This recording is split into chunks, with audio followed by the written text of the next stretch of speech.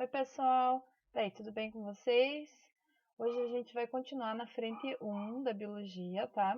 Então, aqui, ó, página 185, vamos começar a falar um pouquinho sobre bioquímica celular, carboidratos e lipídios, tá? A gente já falou na frente 1 sobre a célula eucariótica, na última aula, semana passada, certo? Agora a gente vai falar sobre carboidratos e lipídios. Então, eu vou deixar um link em PDF com a correção dos exercícios, tá? Que eu pedi até aqui, com o gabarito dos exercícios. Então, eu sei que alguns vocês já têm, né? Mas os do caderno de atividades, os da aplicação, eu acredito que vocês não têm, então eu vou deixar um gabarito no link ali junto no PDF, certo? Então, agora vamos começar aqui na página 185. Falando sobre a composição química da célula. A gente sabe que uma das evidências da evolução biológica é que todos os seres vivos têm uma composição semelhante. Todos possuem substâncias, né, orgânicas e inorgânicas. Então, quais são as substâncias inorgânicas? Água e sais minerais. As orgânicas são as moléculas que têm carboidratos na sua composição, lipídios, proteínas e ácidos nucleicos, tá? Essas são as orgânicas. Normalmente elas têm os elementos carbono, oxigênio, hidrogênio, nitrogênio, fósforo, enxofre, né? Essas são as mais comuns, pode variar aí, mas as mais comuns são essas. As orgânicas também podem ser chamadas de macromoléculas, porque elas são moléculas grandes ou biomoléculas, que seria o termo bio de vida, certo? E elas têm algumas cadeias com funções diferentes, tá? Funções orgânicas diferentes. Então, a gente aqui tem, né, os elementos, pode ver aqui na página 185, oxigênio, carbono, nitrogênio, hidrogênio, os mais comuns, depois sódio, potássio, cálcio, fósforo, enxofre, entre outros, certo? Tudo isso de moléculas orgânicas.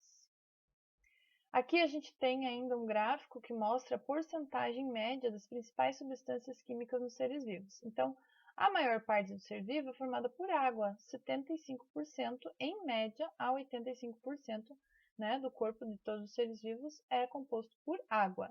Em segundo lugar vem as proteínas, 10 a 15%, lipídios em terceiro, 2 a 3%, depois carboidrato, 1%, ácidos nucleicos também 1% e outras substâncias 1%. Então essa seria a composição média de todos os organismos, tá?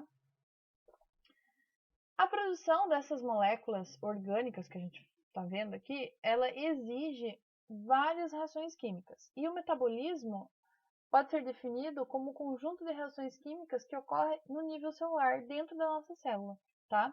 Então, existem dois tipos de metabolismo, o anabolismo e o catabolismo. Anabolismo é produzir moléculas, sintetizar, síntese de moléculas. Catabolismo seria degradação, o contrário, né? Degradar moléculas maiores em moléculas menores, certo? Então, vamos ver as principais moléculas que a gente tem orgânicas. Começando pelos carboidratos.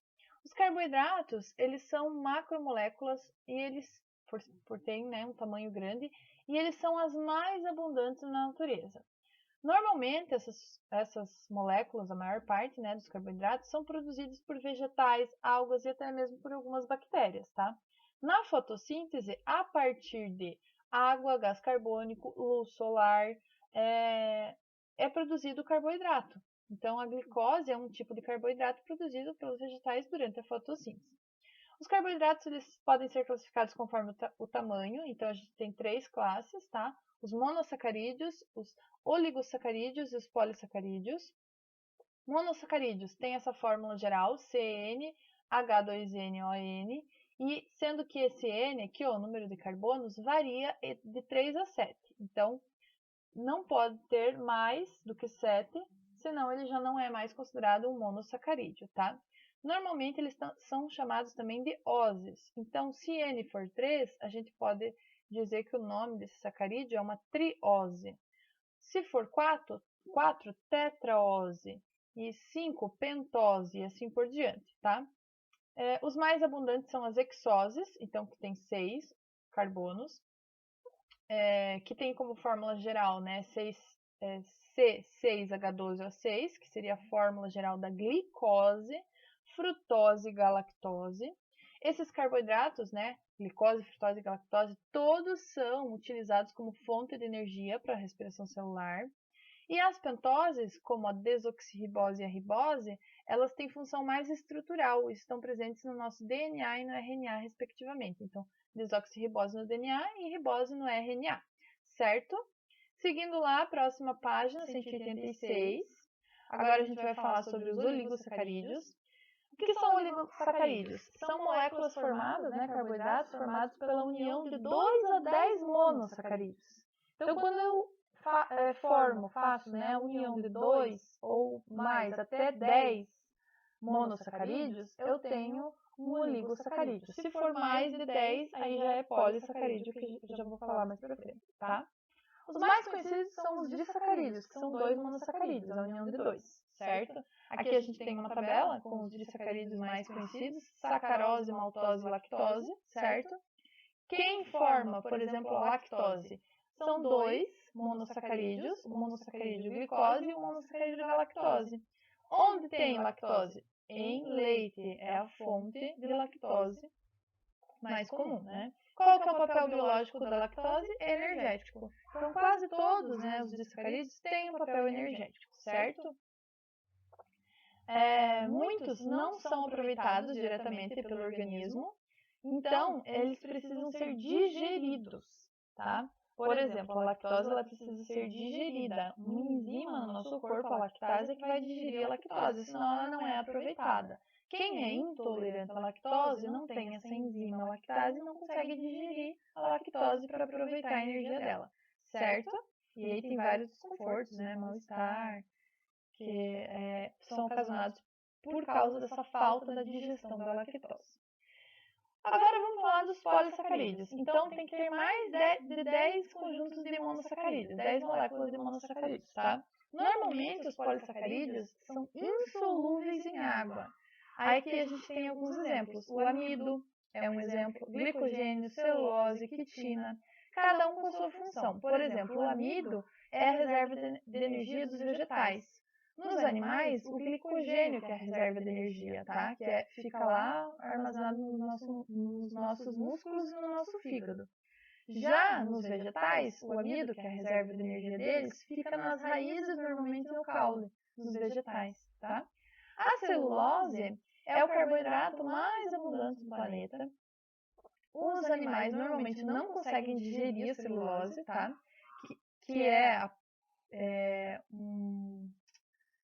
um componente vegetal, então está na parede celular de diversos vegetais, essa celulose. E para digerir essa celulose, alguns animais precisam fazer associação com algumas bactérias ou micro-organismos que sejam capazes de digerir para eles lá no intestino, tá?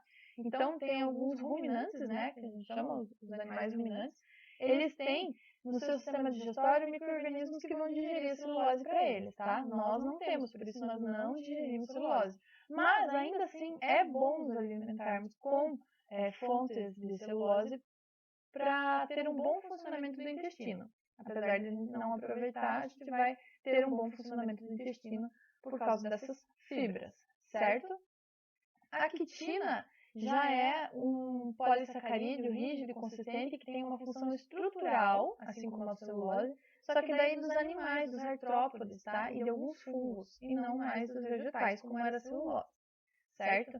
Tem alguns outros também, polissacarídeos, que têm papel estrutural nos nossos tecidos, tá? No tecido dos animais. Por exemplo, o ácido hialurônico, ele é um polissacarídeo que vai atuar como lubrificante nas nossas articulações e também mantém uma hidratação e uma elasticidade na nossa pele. Então, provavelmente vocês já ouviram falar de cremes à base, né, de ácido hialurônico. Por que isso? Porque promove uma hidratação, uma elasticidade na pele, tá? A heparina também é um importante polissacarídeo que atua na circulação como anticoagulante. Então, ela vai estar presente principalmente em regiões de grande irrigação sanguínea como pulmão e fígado, tá? Não vai deixar que ocorra, vai atuar como anticoagulante sem deixar que ocorra hemorragias, certo? Agora que a gente já viu sobre os carboidratos, vamos falar um pouquinho sobre os lipídios. Lipídios geralmente são insolúveis ou são pouco solúveis em água, tá? E são solúveis em compostos orgânicos apolares, como o álcool, por exemplo. Os mais simples são formados por ácidos graxos, tá? Que são compostos orgânicos com longas cadeias de hidrocarboneto. E normalmente a gente chama de ácido graxo porque eles também têm um grupo carboxila, que é o ácido carboxílico COOH, certo? Então aqui tem um exemplo de uma molécula. A gente tem 4 tipos principais de lipídios: os trigliceróis, os fosfolipídios, os esteroides e as ceras. Então, quem são, né, cada um deles? Trigliceróis. Os trigliceróis são formados pela união de três ácidos graxos e um álcool, então um glicerol.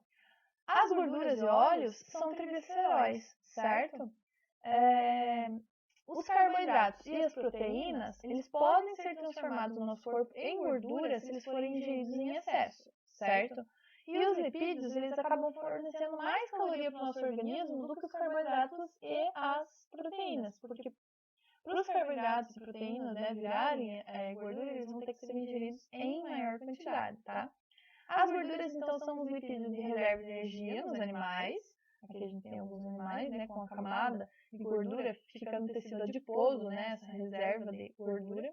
E os óleos vão ser os lipídios de reserva de energia dos vegetais. E onde eles vão ficar nos vegetais? Normalmente nas sementes, certo? Por exemplo, semente de soja, girassol, amendoim, tem muitos óleos nessas sementes.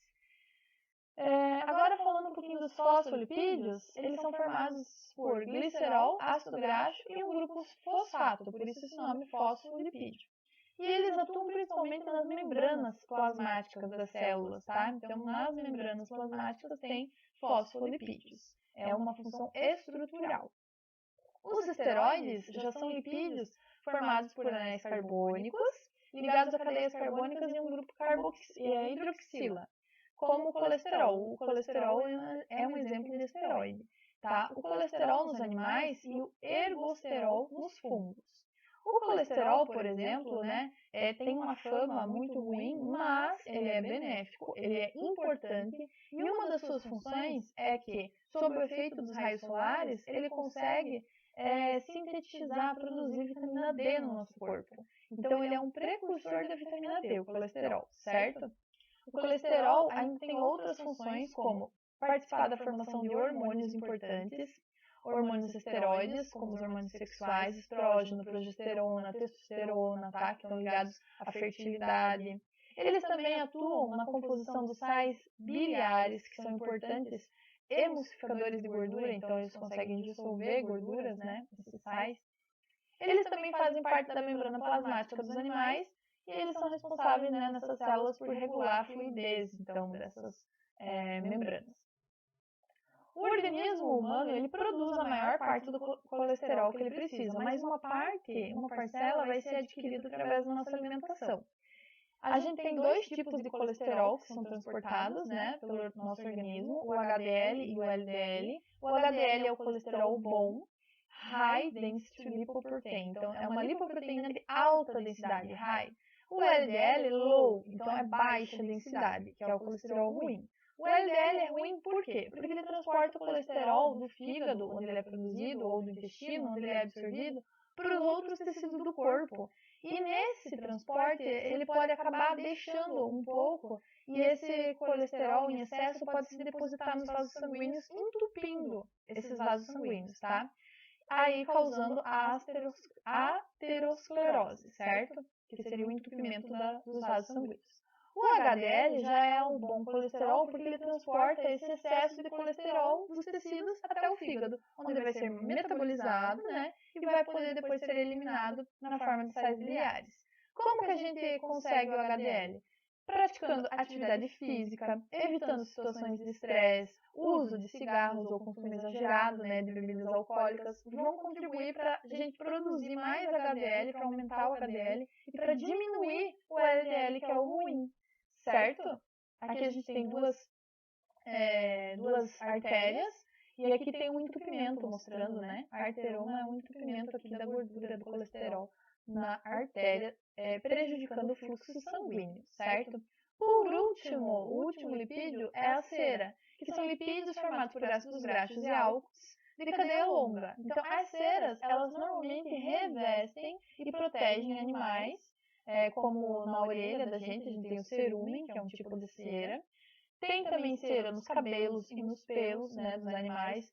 Nos vegetais, tem cera em algumas folhas e em alguns frutos. E isso faz com que evite o ressecamento desses vegetais, tá? Então, depois vocês podem ver aqui esse texto sobre a água, porcentagem de água ao longo da vida, né? Percentual que todos nós temos aí, vai diminuindo com o aumento da nossa idade. E aqui tem também sobre os sais minerais, cálcio, ferro, então vocês podem dar uma lidinha nesse texto depois para complementar, certo? O que nós vamos fazer agora? Nós vamos fazer os exercícios do caderno de atividades. Então, eu vou colocar aqui o caderno de atividades sobre carboidratos e lipídios, módulo 6, lá na página 354. Então, 1, 2 e 3 eu vou fazer junto com vocês. Por quê? Porque a gente está tendo essa última aula, né, antes das avaliações, então eu quero realizar esses exercícios com vocês, que eu já corrijo e não fica nenhuma dúvida, certo? Então, número 1, página 354, módulo 6, que fala de carboidratos e lipídios, tem a primeira questão, que é para ver quais das afirmativas são as corretas, tá? Em relação aos carboidratos, são essencialmente formados por CH e O, verdade. 2. São classificados em monossacarídeos, oligosacarídeos e polissacarídeos, verdade também, pode marcar. 3. Podem ser energéticos, como glicose e sacarose, de reserva de energia, como amido e glicogênio, função estrutural, como a celulose. Podem sim, número 3 está certo. 4. A fotossíntese produz carboidratos a partir de gás carbônico e água. É correto também, né? Além de gás carbônico e água, a presença de luz. E aí consegue fazer fotossíntese e produzir carboidratos. Todas estão corretas, letra D. Número 2. O colesterol tem sido considerado um vilão nos últimos tempos. Aí está dizendo sobre o colesterol e os seus papéis importantes no organismo. Número 1. O colesterol é importante para a integridade da membrana celular? Pode marcar número 1. Número 2, o colesterol participa da síntese dos hormônios esteroides? Sim, né? Acabamos de falar dos hormônios estrógeno, progesterona, testosterona, então pode marcar 2. 3, o colesterol participa da síntese de sais biliares? Também. Marcam 2 e 3, todas estão corretas, verdadeiras. Letra E, certo? Então aqui letra D, aqui letra E. Número 3, a restrição excessiva da ingestão de colesterol pode levar a uma redução da quantidade de testosterona no sangue de um homem. Isso se deve ao fato de que o colesterol é um esteroide e é a partir dele que a testosterona é sintetizada. Então, ao evitar a ingestão de colesterol, pode estar prejudicando a produção desse hormônio da testosterona, letra C. Certo? Gente, eu vou deixar no PDF, então, a resolução dos exercícios que eu pedi nas videoaulas anteriores. Vocês vão estudar, tá? Todas essas videoaulas da semana passada e dessa. Então, a gente falou sobre célula eucariótica, que é a frente 1, e hoje sobre carboidratos e lipídios, que é a frente 1. A gente já falou na frente 2 de biologia sobre os anexos embrionários. Eu pedi alguns exercícios, eu vou deixar a correção no PDF, tá? Então, se ficar dúvida, mesmo vendo ali o gabarito, ponha sua dúvida lá no fórum do Sponte, que a gente vai se comunicando ali e eu tiro as dúvidas antes da avaliação. E a gente falou na frente 3 sobre os ciclos biogeoquímicos, que eu também pedi alguns exercícios e vou colocar a resolução deles agora no PDF para vocês terem acesso, certo? Então, por enquanto é isso, estudem, tá? Leiam os textos, refaçam os exercícios, treinem para avaliação, para vocês estarem preparados para a avaliação de semana que vem, certo? Então, até lá, qualquer dúvida, entra no fórum do Sponte. Bons estudos!